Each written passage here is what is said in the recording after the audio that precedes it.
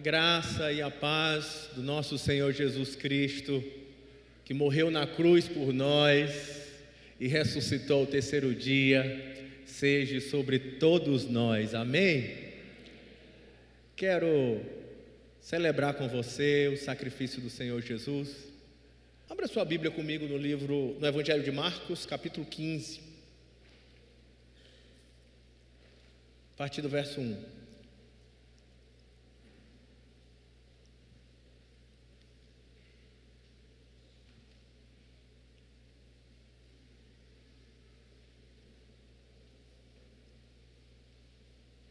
Nós vamos caminhar pelo dia da crucificação de Jesus.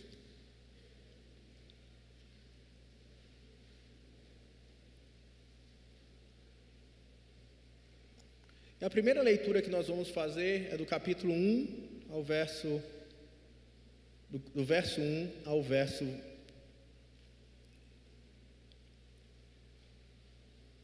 21. Diz assim: Logo pela manhã entraram em conselho os principais sacerdotes com os anciãos e escribas e todo o sinédrio, e amarrando a Jesus, levaram-no e o entregaram a Pilatos. Pilatos o interrogou: És tu o rei dos judeus? Respondeu Jesus: Tu dizes. Então os principais sacerdotes o acusaram de muitas coisas.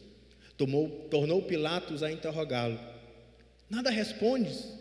Vê quantas acusações te fazem.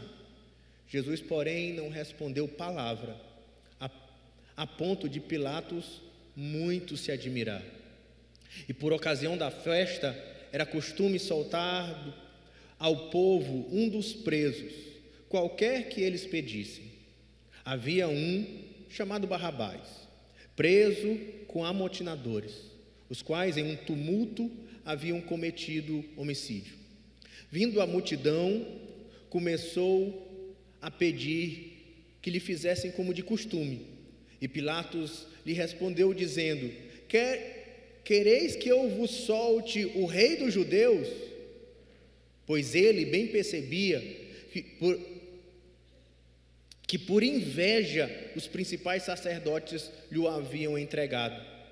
Mas estes incitaram a multidão no sentido de que lhe soltassem de preferência Barrabás. Mas Pilatos lhe perguntou: O que farei então a este que chamais rei dos judeus? Eles lhe responderam: Crucifica-o! Mas Pilatos lhe disse: Que mal ele fez? E eles gritavam cada vez mais alto: Crucifica-o! Então Pilatos, querendo contentar a multidão, soltou-lhe Barrabás e, após mandar açoitar a Jesus, entregou-lhe para ser crucificado. Então os soldados levaram para dentro do palácio, que é o pretório, e reuniram todo o destacamento. Vestiram-no de púrpura e, tecendo uma coroa de espinhos, lhe puseram na cabeça. E o saudaram, dizendo: Salve o rei dos judeus. E davam-lhe na cabeça com um caniço, cuspiam-lhe nele, e pondo-lhes de joelho o adoravam. Depois de o terem escarnecido, despiram-lhe a púrpura e o vestiram com suas próprias vestes. Então lhe conduziram Jesus para fora, com o fim de o crucificarem. E obrigaram a Simão Cirineu, que passava vindo do campo, pai de Alexandre e de Rufo, a carregar-lhe a cruz. Vamos continuar, verso 22. E levando Jesus para o Gólgota, que quer dizer lugar da caveira, deram-lhe de beber vinho com mirra. Ele, porém, não tomou. Então o crucificaram e repartiram entre si as vestes, lançando sorte para ver o que levaria cada um. Esta hora a terceira, quando o crucificaram. E por cima estava uma epígrafe, a sua acusação: o rei dos judeus. Com eles crucificaram 2 ladrões, um à sua direita e o outro à sua esquerda. E cumpriu-se a escritura que diz: com malfeitores foi contado. Os que iam passando blasfemavam dele, maneando a cabeça e dizendo: ah, tu que destróis o santuário, em 3 dias o reedificas, salva-te a ti mesmo, descendo da cruz. De igual modo, os principais sacerdotes com os escribas, escarnecendo entre si, diziam: salvou os outros e a si mesmo não pode salvar-te? Desça agora da cruz o Cristo, o Rei de Israel, para que vejamos e creiamos. Também os que com ele foram crucificados, um insultava. Baixe tua cabeça comigo mais uma vez em oração. Senhor Jesus, estamos diante da tua palavra, queremos ouvir a tua voz e pedimos, meu Deus, que o Senhor fale conosco, que a tua palavra aqui exposta, lida e que será explicada e aplicada aos nossos corações e à nossa fé, possa encontrar pelo teu Espírito um operar em nós, iluminando a nossa mente, o nosso coração, para compreendermos verdades espirituais tão profundas e transformadoras, capazes de mudar estruturas humanas e a eternidade do homem, capaz de fazer o homem salvo, feliz e eterno na tua presença. Assim, Senhor, fala com clareza ao nosso coração. É assim que nós oramos, em nome de Jesus. Amém. Falar da Páscoa é falar da cruz. A cruz é o coração do Evangelho.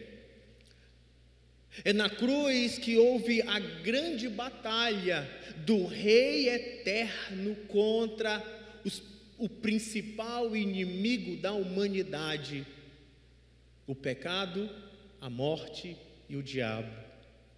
É este o grande campo de batalha e é nela que está a grande vitória do homem.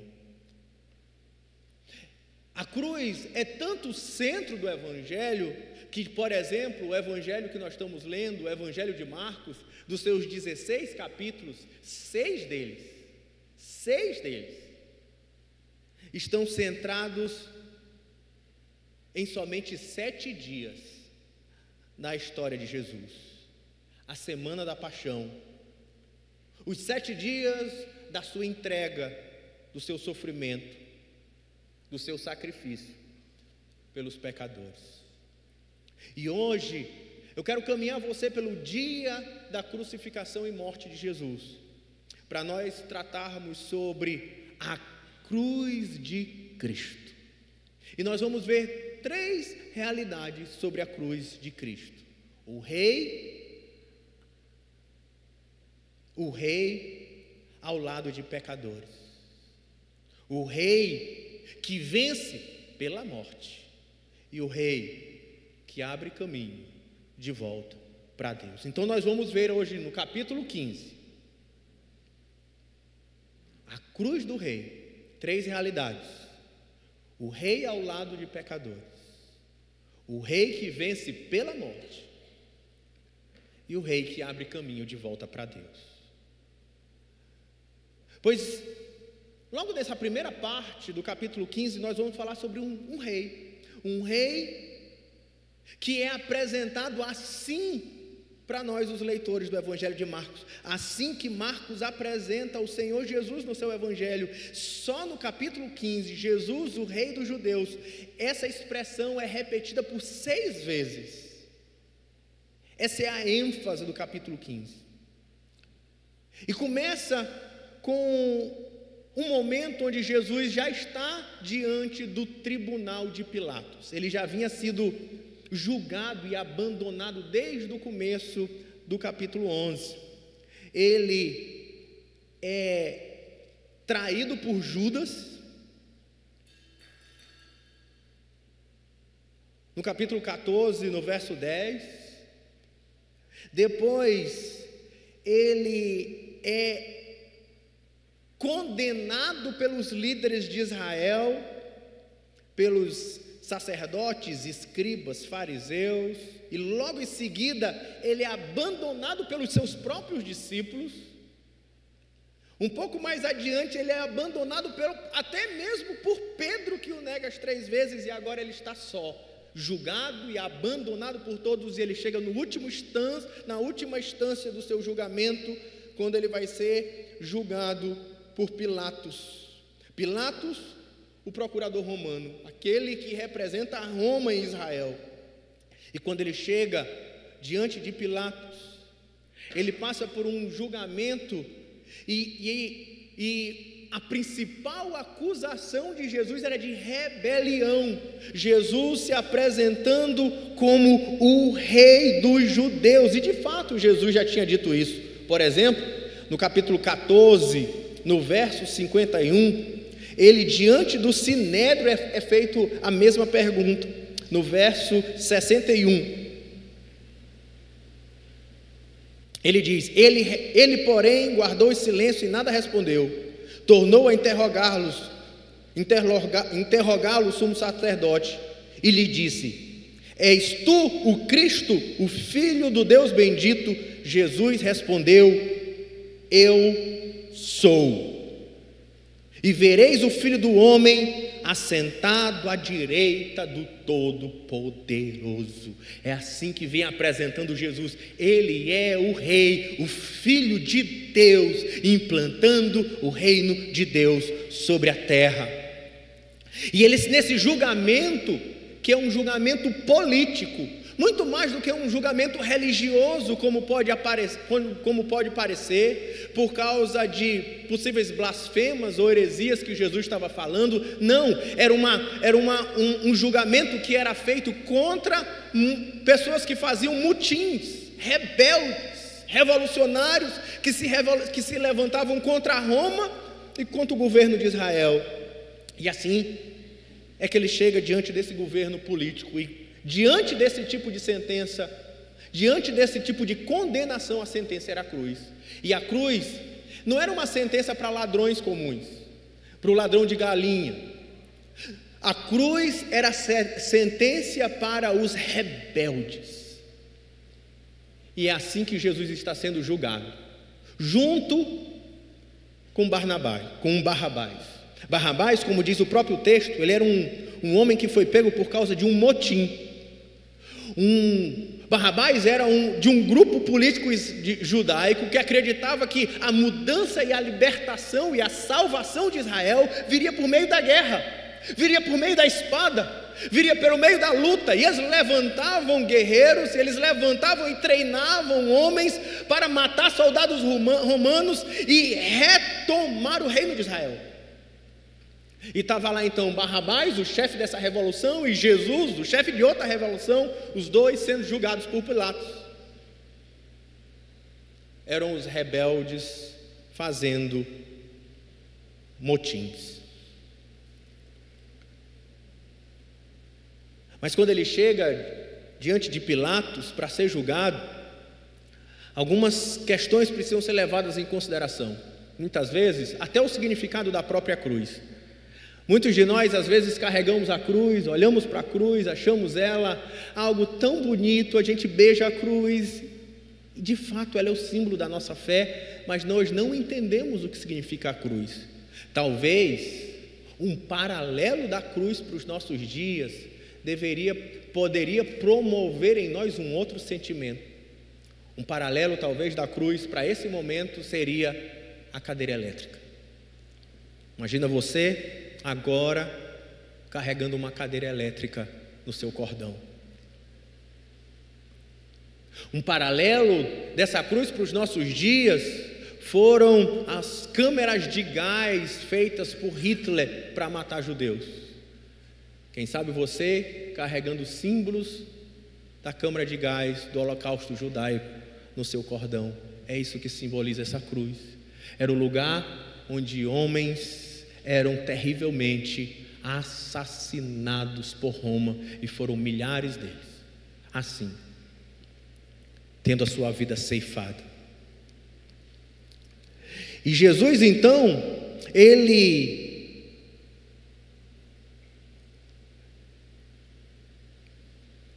vai ser julgado, ele é apresentado por Marcos, que nos leva a perceber muito mais do que o significado político, mas Marcos conduz para que vejamos o significado teológico daquela cruz.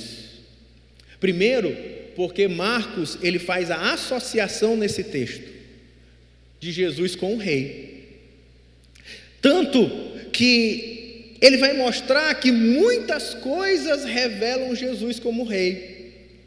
A maneira que ele é julgado por Pilatos: és tu rei dos judeus? Tu dizes. Quando ele diz: o que queres que eu faça com o rei dos judeus? E o povo diz: crucificam. E até mesmo a maneira que os soldados trataram de Jesus, eles fizeram uma cerimônia de coroação com Jesus. Mas que tipo de cerimônia de coroação? Quando você olha no verso 16, eles vestem Jesus de púrpura, que era uma roupa real, colocam uma coroa em Jesus, mas é uma coroa de espinhos, e eles batem na cabeça de Jesus com um caniço, com uma cana, com um pedaço de pau, e dessa cerimônia de coroação, eles cospem na cara de Jesus. Nessa cerimônia de coroação, enquanto ele sangrava com aquele joelho, com aquela coroa de espinhos, com aquela capa de púrpura, eles se ajoelhavam e adoravam a Jesus, zombando, fazendo ele carregar uma cruz, atravessando Jerusalém. Esse é o rei dos judeus sendo humilhado, em vez de exaltado entre os judeus, era o rei humilhado em meio a Jerusalém e destruído pelos romanos. Eles nem percebiam que aqueles atos que poderiam ser zombaria eram na verdade um anúncio por toda Jerusalém de quem de fato era Jesus, de forma que na sua crucificação, diz o verso 26, uma placa foi colada: ele é o rei dos judeus. E até mesmo as zombarias que eles faziam, quando eles falavam, verso 29, e os que iam passando dele maneavam a cabeça dizendo: não és tu que destrói o santuário, em 3 dias reedifica? Salva a ti mesmo descendo da cruz. E eles nem sabiam que a grande vitória de Jesus como rei não estava em descer da cruz, mas estava em morrer naquela cruz. Ali era o grande campo de batalha, esse era o seu maior ataque. Mas eles acabavam proclamando quem ele é, o próprio rei, o próprio lugar aonde Deus habita, pois ele era o próprio Deus. Quando ele diz no verso 31: de igual modo os principais sacerdotes e escribas escarnecendo entre si diziam: salvou os outros e a si mesmo não pode salvar, desça da cruz. E eles nem entendiam, mas acabavam revelando de que aquela cruz era o lugar da salvação. Sim, ele não desceria daquela cruz, porque ele salva naquela cruz, ele vence naquela cruz. Aquela cruz é a cruz do rei.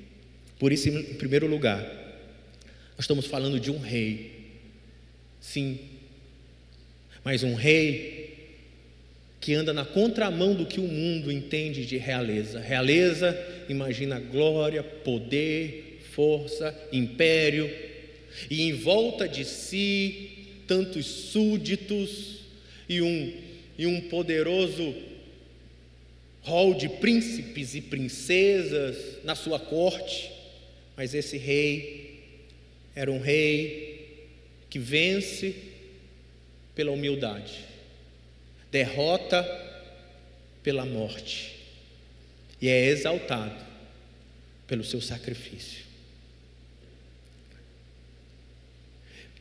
Mas ele é um rei que ele é o rei salvador, e ele é crucificado entre os pecadores. Diz o texto que, verso 27, quando ele diz que a placa do rei está na sua cabeça, uma observação imediata diz: e com ele crucificaram os ladrões, um à sua direita e o outro à sua esquerda. para que se cumprisse as escrituras que diz: com malfeitores ele foi contado. Ele é um rei humilde, que se identificou não com os poderosos da terra, mas ele se identificou com os ladrões. Com eles morreu, e por eles foi que ele morreu.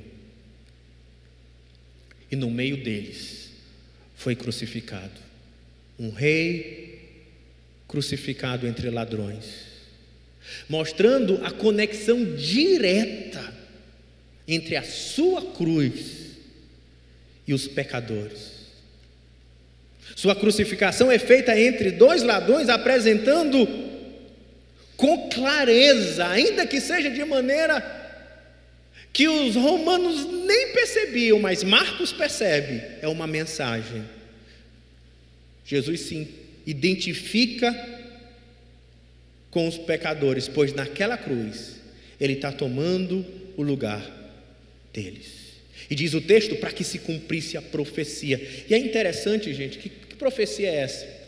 É a profecia de Isaías 53, que revela que tipo de rei está na mentalidade de Marcos. Abra sua Bíblia em Isaías 53, texto bem conhecido. Porque em Israel havia algumas expectativas messiânicas, e a maioria deles esperava sim um rei poderoso, com exército, com armas, com guerra. Mas Marcos associa esse rei àquele prometido de Isaías 53, que diz assim: quem creu em nossa pregação, e a quem foi revelado o braço forte do Senhor, porque foi subindo como renovo, perante ele como raiz de uma terra seca, não tinha aparência nem formosura. Olhámo-lo, mas nenhuma beleza havia que nos agradasse.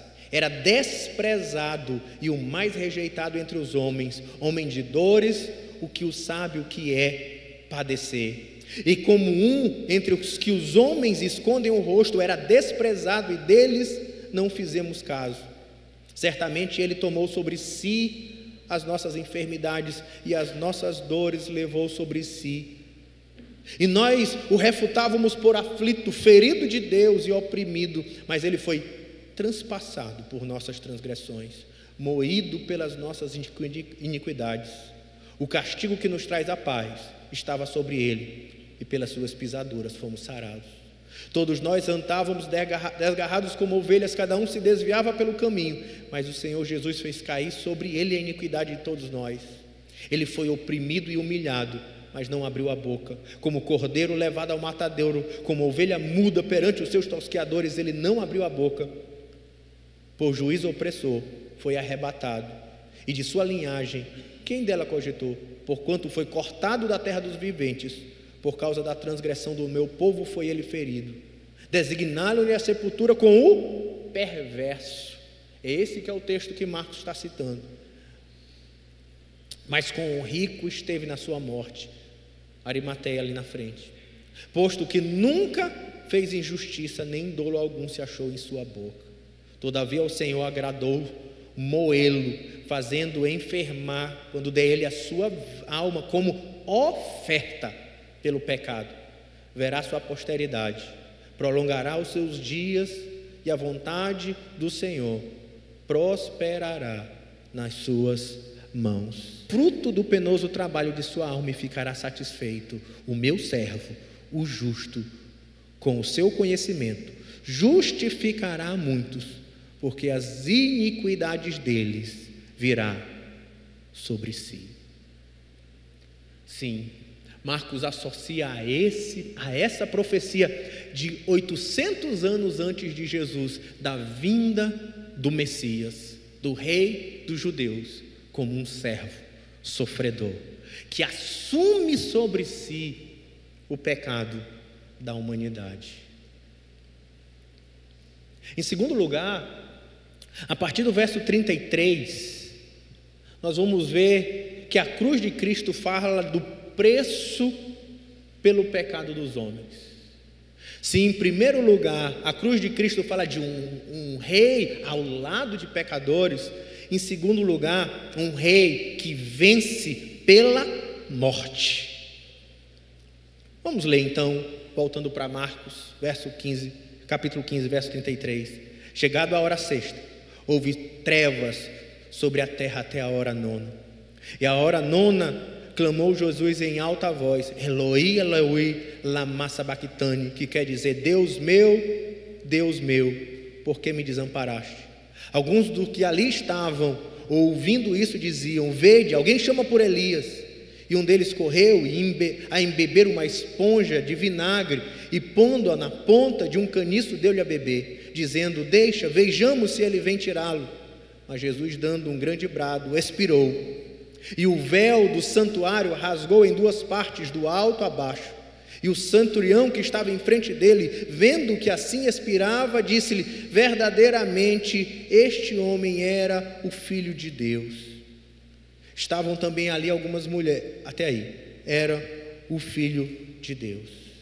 Segundo lugar, o rei que vence pela morte. E quando ele então é crucificado entre os ladrões, ele revela com clareza o que se esperava dele. Ele assumiu o julgamento dos homens.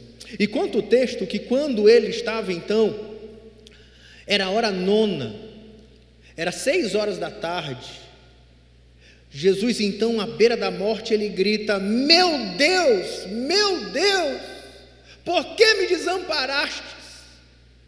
Esse é um momento onde ele, pela primeira vez, a segunda pessoa da Trindade, o Filho de Deus, uma só natureza com Deus, ele se vê apartado de Deus, porque ele assumia sobre si o pecado da humanidade. E a Bíblia diz que o pecado faz separação entre Deus e os homens, e agora o próprio Jesus vê o cálice da ira de Deus derramado sobre ele, e a separação da relação com o Criador, e ele se desespera como homem e diz: Senhor, por que me desamparaste?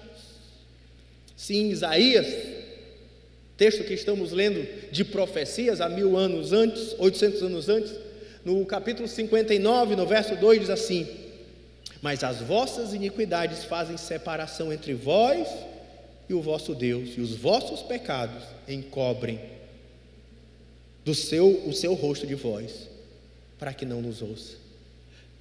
Mas agora que o nosso pecado estava sobre Jesus, a barreira que separava de Deus o alcançou em nosso lugar. Mas quando o apóstolo Paulo, por exemplo, reflete sobre essa realidade e escreve aos Romanos capítulo 5, nos versos 10 e 11, ele vai dizer que, olhando para a cruz de Cristo, diz as palavras de Paulo: porque se nós, quando éramos inimigos, fomos reconciliados com Deus mediante a morte do seu Filho, muito mais, estando já reconciliados, seremos salvos pela sua vida.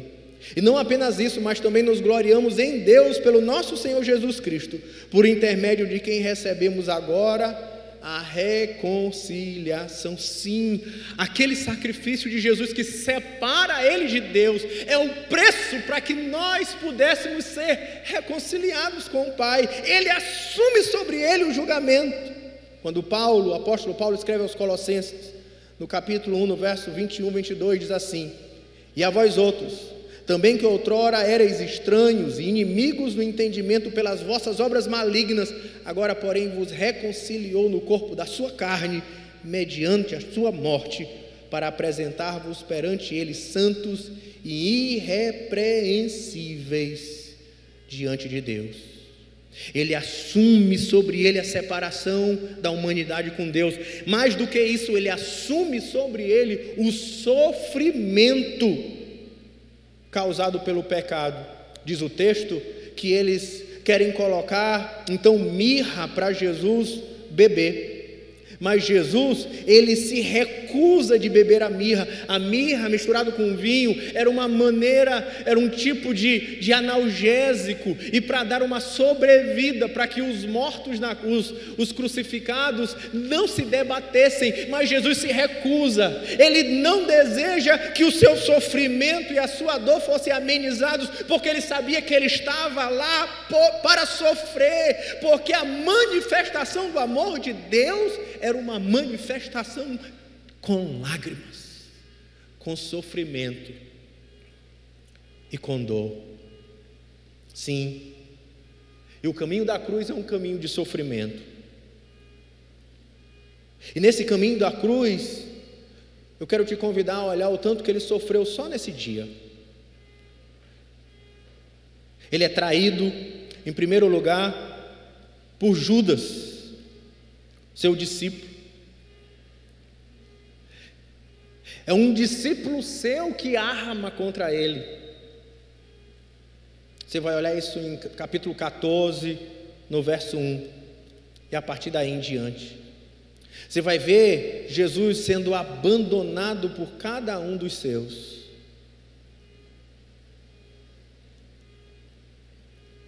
Ele é abandonado depois por todo o povo de Israel, os líderes judaicos de todo o seu povo. Depois ele é abandonado por todos os 12 que fogem.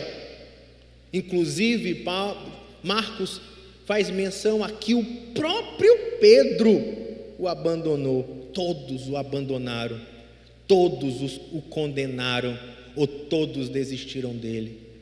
Ele sofreu escárnio, ele carregou a cruz, ele teve uma coroa de espinho, ele foi vestido de púrpura e humilhado como rei, ele apanhou com uma vara, ele foi chicoteado por soldados romanos, ele recebeu cusparadas, tapas, ele recebeu chacotas, ajoelhavam e o adoravam, gritavam: salve o rei dos judeus, não és tu o Salvador, salva a ti mesmo, desce da cruz. Ele vai sendo humilhado, ele anda pelado, humilhado, atravessando a cidade de Jerusalém como um rei derrotado por Roma. Ele sofre a pior condenação, a mais vexatória que Roma tinha. Ele é pregado naquela cruz.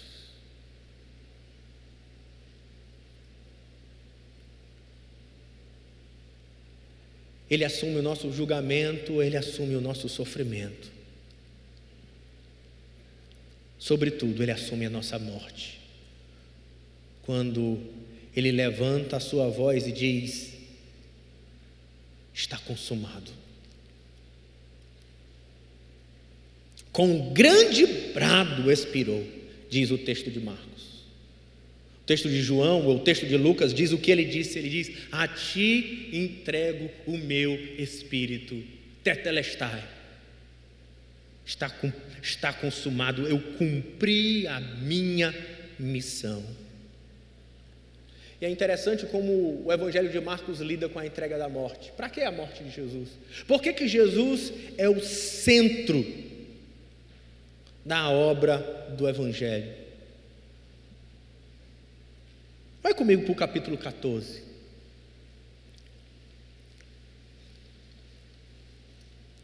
Primeira vez que Jesus é traído. Quando Jesus é traído por Judas. 14, versículo 1. Logo depois, uma mulher faz um pré-embalsamento de Jesus, preparando ele para a morte, sem nem saber. Mas Marcos coloca isso para nos mostrar a relação direta entre o Evangelho e a morte de Jesus. Mas quem fez o embalsamento? Uma mulher, possivelmente prostituta, que recebeu graça e perdão de Deus. E ela vai derramar do seu perfume aos pés de Jesus, com lágrimas nos olhos, com um coração profundamente grata por ter sido perdoada e salva. E vai ficando claro para que serve aquela morte, porque o embalsamento, porque naquela cruz Jesus assumiu os nossos pecados. Não somente isso, mas no capítulo 15, quando há um outro julgamento e ele é condenado agora por Pilatos, um outro homem é salvo, sem nem perceber. Mas a maneira que Marcos lida com as palavras, quando Jesus é mandado para a cruz, Barrabás é salvo da morte. A cruz de Jesus é salvação dos homens. E não somente isso, quando Jesus, no capítulo 15, é sacrificado ao lado de 2 pecadores. Nos evangelhos paralelos, eles relatam um diálogo de Jesus com um dos pecadores. Um fazia chacotas, o outro disse, olhando para si mesmo, diz: ele não é digno de tamanha morte, nós somos, ele não. E ele olha para Jesus com fé, olhando para Jesus naquela cruz, e ele vê o rei que os outros não conseguiam ver, e diz assim: lembra-te de mim quando estiveres no teu reino. E Jesus olha para ele e diz: ainda hoje estarás comigo no paraíso.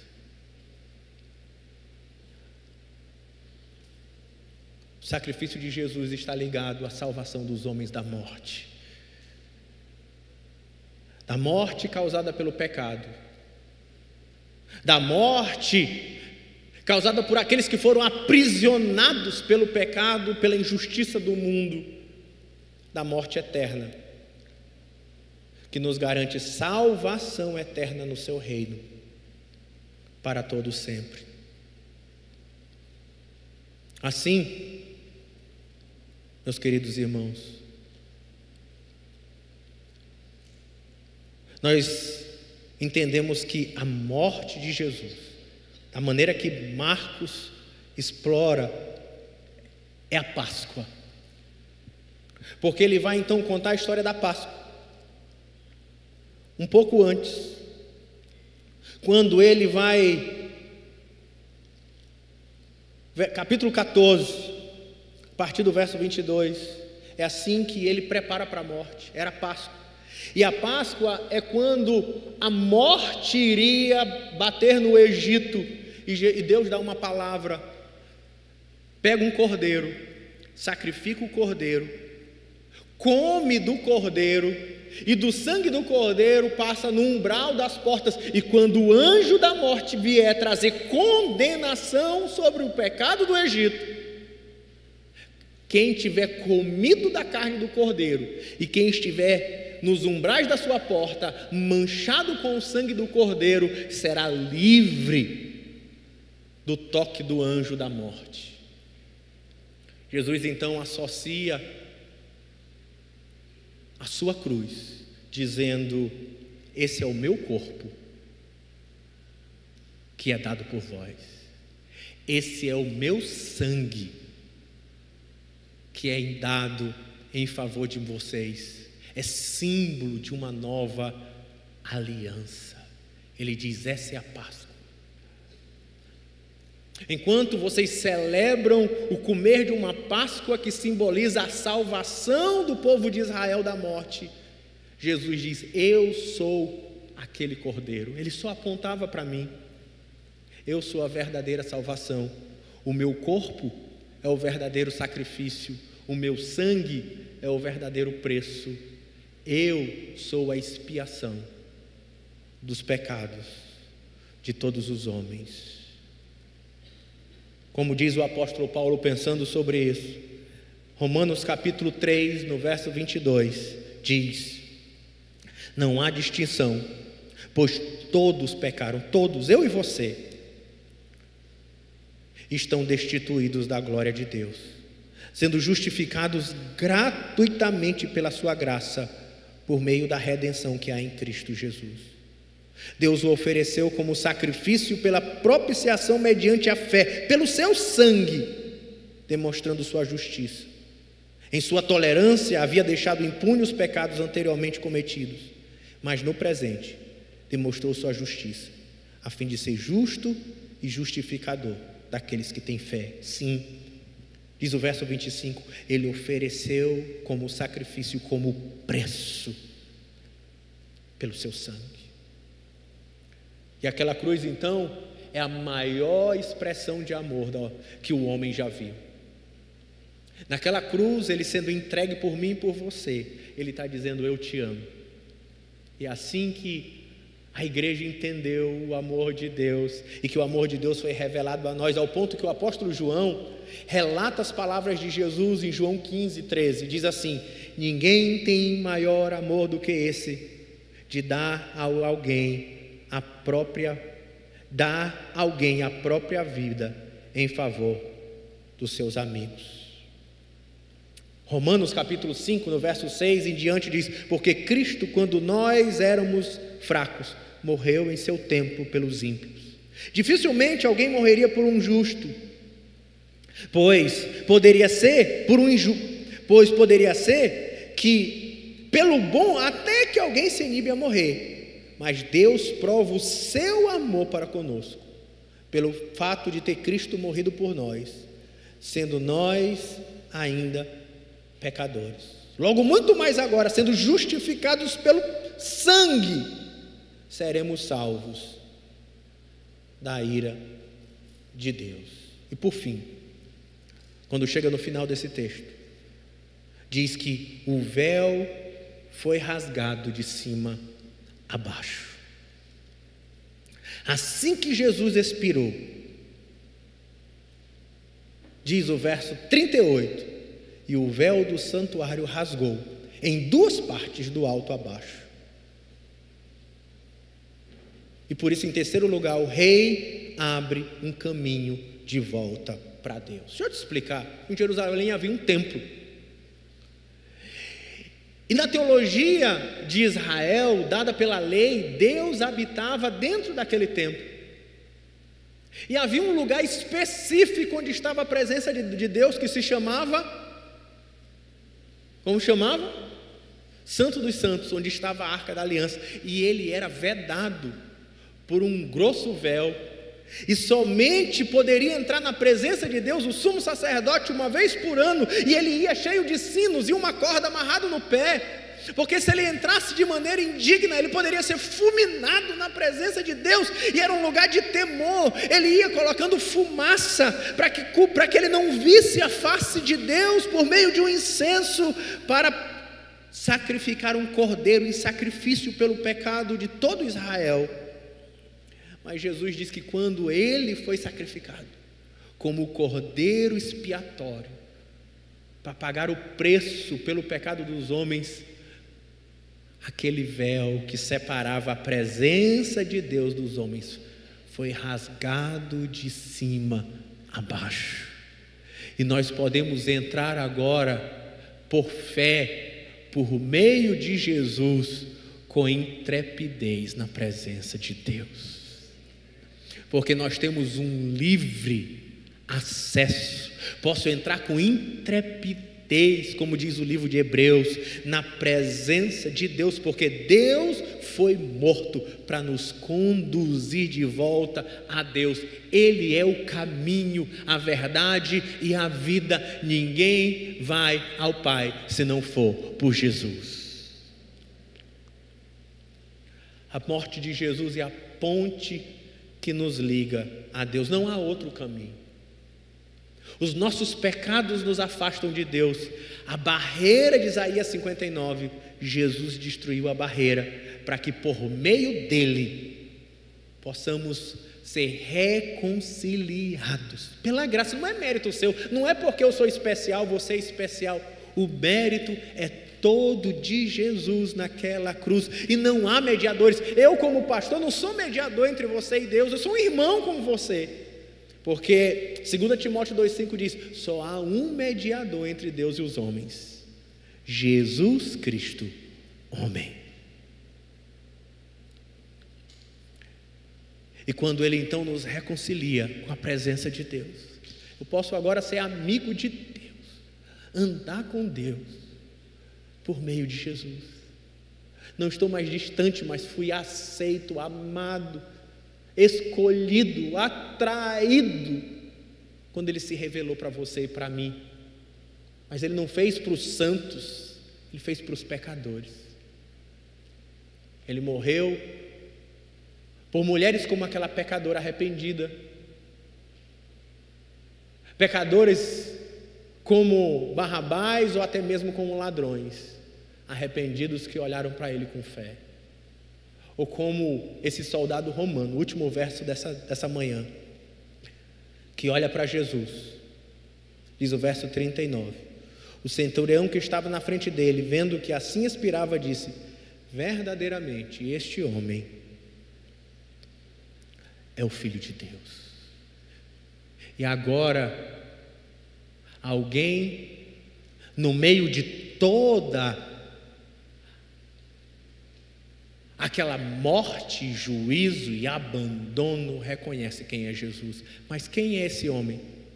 Um dos seus algozes, um dos soldados romanos que bateram na sua cabeça, que colocaram uma coroa de espinho, que o humilharam, olhando tudo aquilo acontecendo, a postura de Jesus na cruz e até mesmo os sinais que aconteciam. O céu escureceu, o sol se escondeu diante daquele momento como um sinal bíblico do juízo de Deus sendo derramado sobre aquele homem, e aquele homem cheio de graça e de vida. Ele olha para ele e diz: esse verdadeiramente é Filho de Deus. Agora Deus não somente morre pelos pecadores, mas os olhos dos pecadores se abrem, iluminados pelo Espírito, para ter fé, para reconhecer quem Jesus é.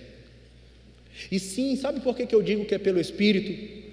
Porque essa frase não é a primeira vez que é dita no Evangelho de Marcos. Este verdadeiramente é Filho de Deus. Não, Pedro diz no capítulo 8, no verso 25, quando Jesus diz: quem vocês dizem que eu sou? Jesus diz: tu és o Cristo, o Filho de Deus. E Jesus disse para ele: não é carne nem sangue que vos revelaste, mas foste o meu Espírito. Quando há o batismo de Jesus também, em Marcos capítulo 1, verso 11, é uma voz do céu que brada: eis o meu Filho amado, em quem eu tenho todo prazer. É Deus que revela ao homem quem ele é. E aquele centurião, agora iluminado pelo Espírito, olhando para a cruz, diz: esse é o Cristo, esse é o Filho de Deus, esse é aquele em quem precisamos crer e seguir. Sim, essa é a cruz do Rei. O Rei, que é um Rei que está ao lado dos pecadores e não dos poderosos. Um Rei que não vence pela guerra ou pela arma, mas pela humilhação e pela morte. Um Rei que para os pecadores e pela morte abriu um caminho de volta para Deus, e escolheu aos pecadores, como eu e como você, quem se vê necessitados de graça divina. Um Rei que abre um caminho de volta para Deus, rasgando aquele véu, abrindo os olhos dos pecadores. Sim, Jesus é o Rei que na cruz sacrifica a si mesmo pelo pecado dos homens e reabre o caminho à presença de Deus. E agora eu quero convidar você a baixar sua cabeça em reflexão, pensar nos seus sentimentos, olhando para a cruz na sua alma. Se gratidão, talvez espanto por tamanho amor e sacrifício de um Rei que veio para me amar, de um Rei que me libertou pela morte, pela dor, pelas lágrimas.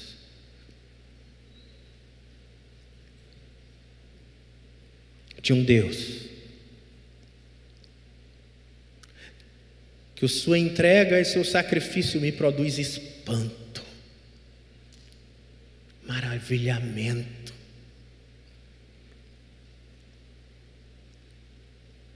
Arrependimento.